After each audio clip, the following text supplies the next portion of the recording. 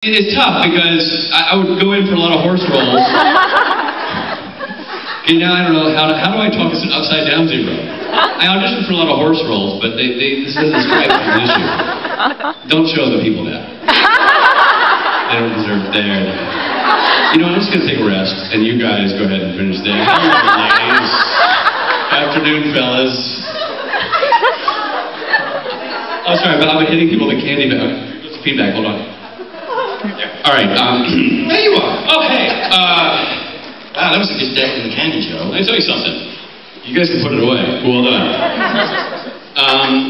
The sitcoms. You brought candy back with you? You went out into the audience and stole somebody's candy. It was like an actual currency. I got change. Hey, see if you can go get some money. Go on out again. So when I was younger, I used to do some sitcom stuff, and that has a very theatrical feel because you're doing it in front of a live audience. You're doing it in order. So I see the attraction, even though I'm not the biggest fan of three-camera sitcoms per se, the live audience stuff, but their origin is theatrical, and I love that kind of response. It's a weird deal. I'm used to it now. Mark's used to it now, but it's a weird deal when you come from theater, which he does, which I do, and you have come from doing live audience stuff to go to your first set and start merging into TV work where it's out of order and with no response. Because you think you're fantastic, you've worked on the material, you're hoping you knock it out of the park. The grip, not so much. He's just looking to get to the next shot. Like the guys working in the crew, they're not sitting back going, ha ha, that was awesome, yay. They're like, we good? We good? Let's move on. So you don't get a lot of feedback from the actual actor. They don't do that with me. You actually knock it out of the park. Me, I'm phoning it in, you know? So I can't work with you. They won't put it in the same stage. It's embarrassing. It's so hard. But it's so I do miss that part of it. Because, you know, LA is not really a theater town. It was. It used to be. Back in the early 90s, it was an amazing place to do theatre. Yeah, it was. We had artist-supported 100-seat theatre, so you'd have 99 seats in a little building. And people like Lawrence Fishburne, Ed Harris, Charlie Halloran, all these people would do plays every week. Yeah. Like amazing 99-seat theatre. Some of these plays went to Broadway, and some of these plays toured the world. It was amazing. Angels in America started in 99-seat theatre. It was incredible. Yeah. All those great. So did Kentucky Psycho. Kentucky Psycho. I was going to say Kentucky Psycho, which was astonishing. That year, I won with Charlie. I won. He was doing Kentucky Psycho. I did Cock and Bull Story. Yeah. Oh yes. So that's why we won 7 awards. But it's an amazing thing. We love this. You can tell. He laps it up. You don't know. But I don't know if you can tell. They probably don't know I like being in front of a live audience. It doesn't show. But it's so much fun. It's like sharing an experience is a much more exciting experience. And actually, if I may, I'd reference your comments you made last night because this is our version of live theater now. Like the conventions is the response. You know, now we do an episode of Supernatural. He does an episode of his mini shows. And this is the audience. I'm telling you, if you're an alien or a robot or some kind of space monster, he's worked with you. This guy, everything on television. So, but this is the audience clapping in a way because we don't have the live response when we do it, when we shoot the show, when it airs. But the fact that it lives on beyond our work on the day in the form of these conventions is a giant compliment to the show itself and the work that's put into it. Which is why we all enjoy coming here. Because this is, you know, you guys responding online and responding at conventions is a great reward for us because we act in a vacuum. Exactly what you said last night. We do it hoping that we're hitting the numbers. And when we do it for you, it's not that we don't do it for you. The thing I left out from yesterday is the odd piece that some of you guys, I don't know if all of you guys understand this, but we're fans too. We're not fans. It's not us and you, it's us. And that's the difference between TV now and TV 20 years ago. Now, TV is made by us, for us. Right. People are our age, with our ideas, that read the same comic books, that read the same books, watch the same television, read the same stories. And what's incredible is, it's not that different. That's why we like it.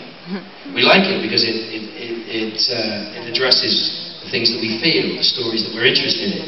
And the great thing is, If it's bad, or it's done cynically, or it's done purely to rob us of money and time, we hate it.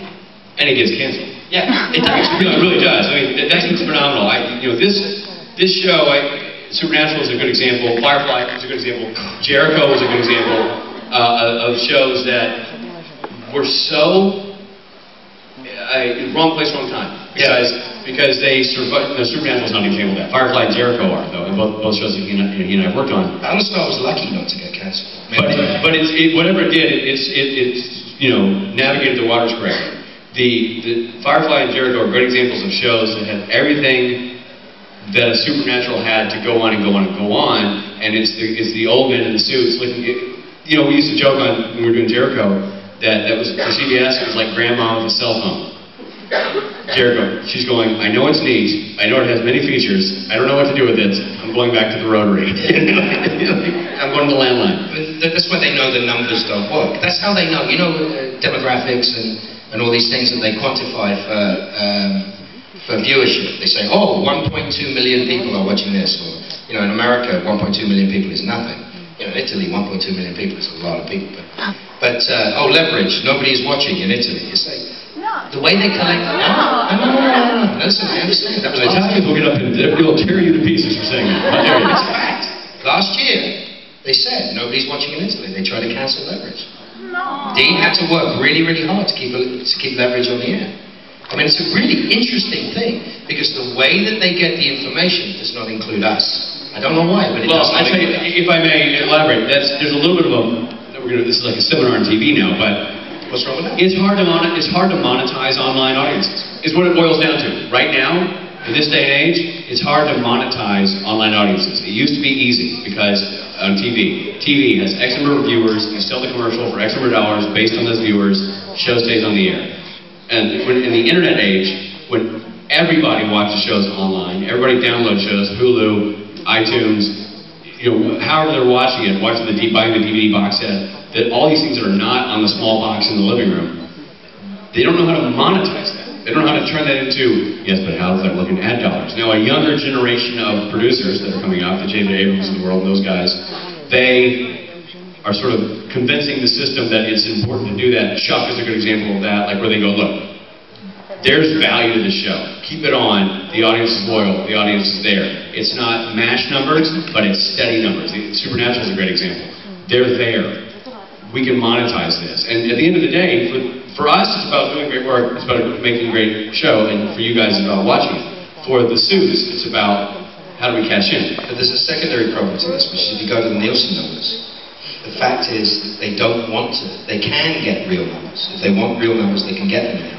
They don't want real numbers, because the last time they got real numbers, NBC had to pay back $1 billion to advertisers who weren't.